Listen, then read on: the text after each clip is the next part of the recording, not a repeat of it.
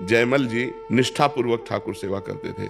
सेवा में विघ्न न पड़ जाए इसलिए उन्होंने नियम लागू कर दिया था कि जिस समय मैं सेवा में जाऊंगा उस समय किसी ने किसी भी तरह की सूचना दी तो उसे जान से मार दिया जाएगा।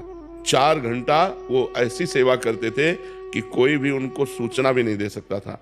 जो मारडोर का राजा था, उनका भाई था, उसके मन में आया कि 4 घंटे कोई सूचना दे नहीं सकता और 4 घंटे में हम विजय प्राप्त कर लेते हैं। तो उसने आसोपास जो है जयमल जी की राजधानी को घेर लिया। अब जब ये सूचना पहुंची तो अब किसी की हिम्मत नहीं कि सेवा में वो हैं और जाए, क्योंकि मार डाला जाएगा। तो ये हुआ, राजमाता से प्रार्थना की कि आपको नहीं मारेंगे, जो जयमल जी की माँ थी, आप जाके केवल आज्ञा भर ले आओ। तो वो गई और उन्होंने कहा शत्रु पक्ष ने चारों तरफ से राजधानी को घेर लिया है, आप आज्ञा दीजिए क्या किया जाए।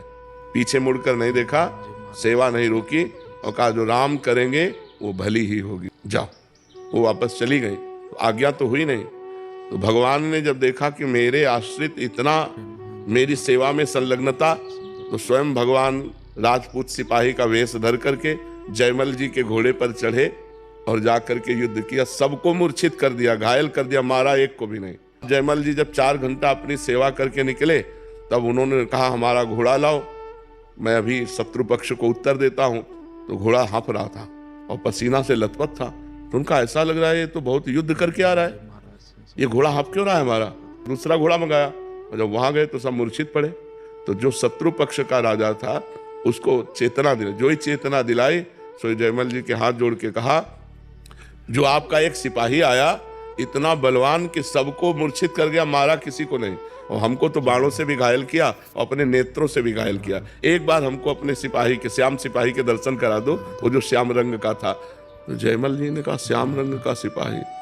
तब उनकी समझ में आया वो तो मेरे भगवान थे जिनकी मैं सेवा में था। लौट के आए, घोड़े की परिक्रमा की, आरती उतारी कि भैया मेरे को तो आज तक दर्शन नहीं हुए, लेकिन तेरे को दर्शन भी हो गए और तेरे को स्पर्श भी प्राप्त हो गया। बार बार घोड़े का आलिंगन किया, घोड़े की आरती उतारी, घोड़े की दंडवत की।